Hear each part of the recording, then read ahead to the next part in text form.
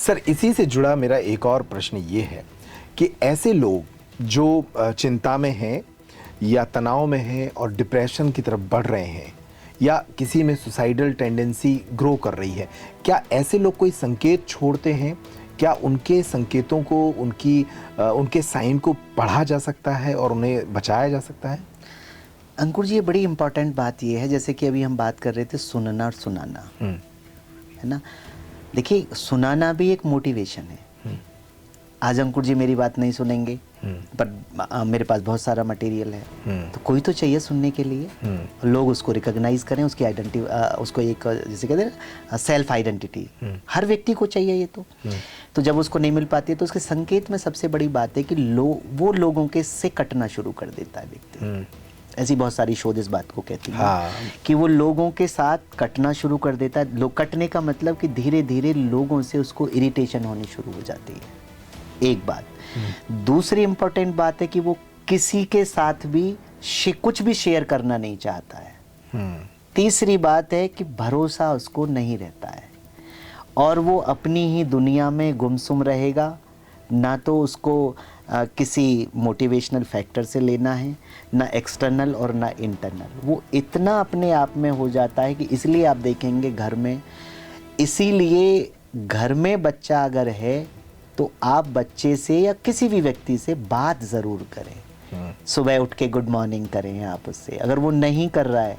और मज़े की बात यह है कि हमारी मदर, जब हम बचपन में हुआ करते थे, तो अगर हमारे अंदर गड़बड़ थी तो वो हमें पहचान लेती थी। हमारे कपड़े उतारने से पहचान लेती थी जब स्कूल से आते थे कि something is going on wrong, है ना, कि बेटा आज तो कुछ गड़बड़ हुई है। तो हम बोलते नहीं मम्मी ऐसा कुछ, मम्मा ऐसा कुछ हुआ नहीं है, बेसिकली आपको लग रहा है। आजकल वो मम्मी, शायद वो पेरेंट्स की भी कमी है। तो जो बच्चा अगर एकांत में जा रहा है, प्राइवेसी की डेफिनेशन एकांत और प्राइवेसी और अकेलापन, एकांत नहीं अकेलापन। एकांत और अकेलापन भी अपने आप में बड़े दो एकांत थोड़ा पॉजिटिव वे में जाता है और एकांत थोड़ा सेल्फ रियलाइजेशन की।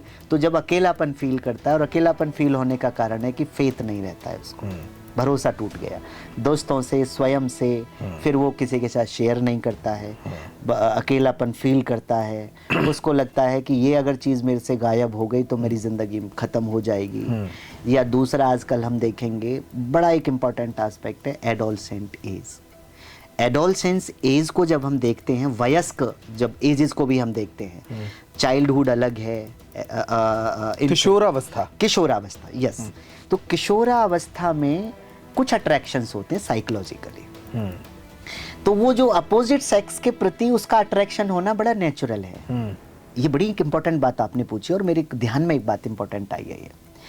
किशोरावस्था में अपोजिट सेक्स के प्रति लड़के को लड़की के और लड़की को लड़की के, जब उसमें कुछ फिजिकल चेंज आते हैं, ऐसा नेचुरली है।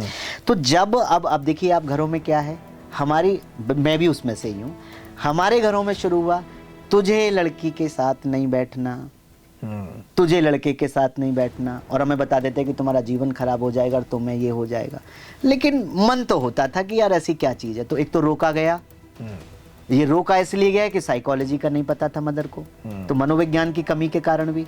तो जब हम बच्चे को जिस चीज़ की ज़रूरत है उसका पूरा ज्ञान न देकर उसको रोकते हैं, तो जब हम रोकते हैं तब तक बच्चा अकेला होना शुरू हो जाता है, शेयर नहीं करना, मदर मेरी बात नहीं सुनती, दोस्त मेरी बात नहीं सुनते, ये मेरी बात नहीं सुनता, कहने का कोई भी फ़ायदा नहीं। और तीसरा इम्पॉर्टेंट बात ये है कि जब कोई बाहर का प्रेशर आ जाए, ये भी है कि लोग क्या कहेंगे, अगर तुम ऐसा कर रहे हो तो लोग क्या कहेंगे।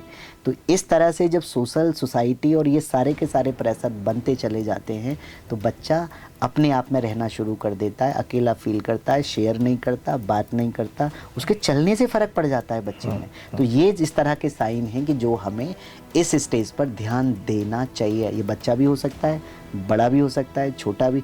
और एक और इम्पोर्टेंट, रोकना किसी चीज़ को किसी चीज़ से नहीं चाहिए, उसको बताना चाहिए, होलिस्टिकली बताओ, क्योंकि बच्चा नहीं है वो, उसके क्या पॉजिटिव और क्या नेगेटिव उन दोनों को समझेगा और अपना लाइफ को आगे से चलाएगा।